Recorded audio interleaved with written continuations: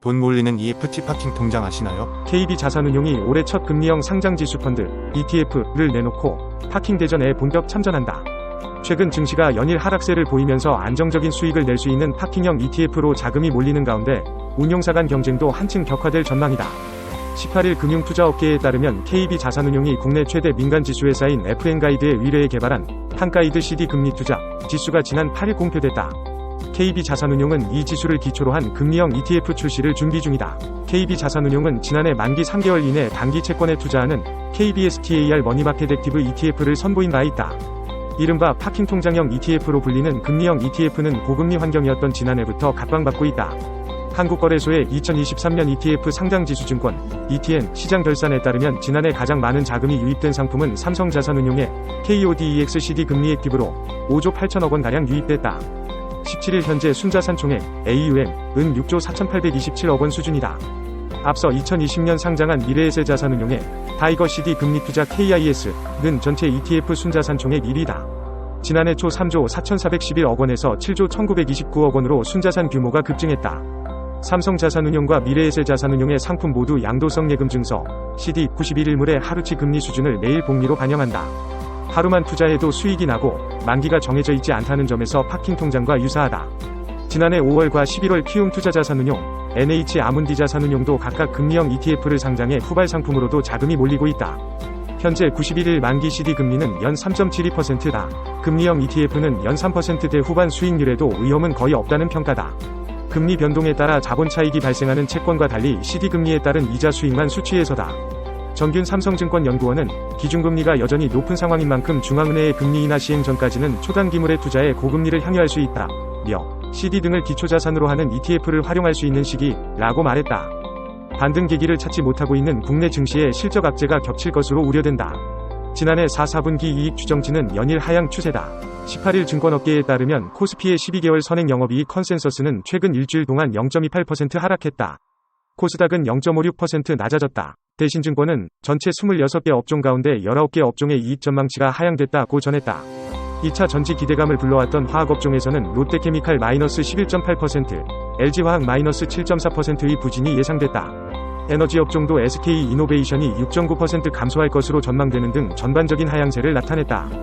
한화 마이너스 2.3%, SK 마이너스 1.6%, LG 마이너스 0.5% 등 지주사들의 이익 부진이 예고됐고, 한화오션 마이너스 12.2%, 과 HD 현대중공업 마이너스 7.2% 등 조선업종도 이익이 감소할 것으로 예상됐다.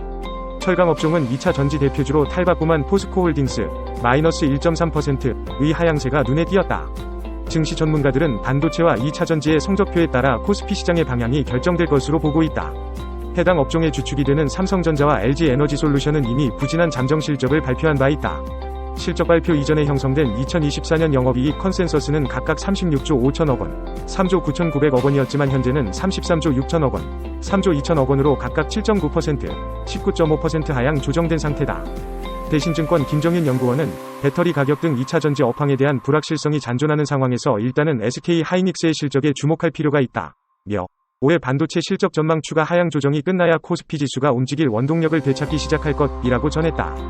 지난해 4분기 실적 시즌에 대한 투자자들의 관심이 높아진 배경으로 2022년과 2023년의 실적 역성장이 꼽힌다. 2년 연속 두 자릿수 역성장을 기록한 탓에 이번에는 회복이 기대됐었다.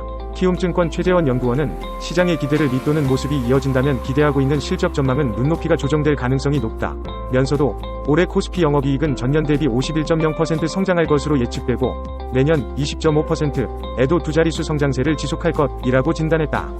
모건 스탠리 캐피털 인터내셔널 MSCI 지수기준 주요 국가별 주당 순이익 EPS 의 성장률 전망치를 보면 올해 한국의 주당 순이익 성장률은 64.4%에 이를 전망이다.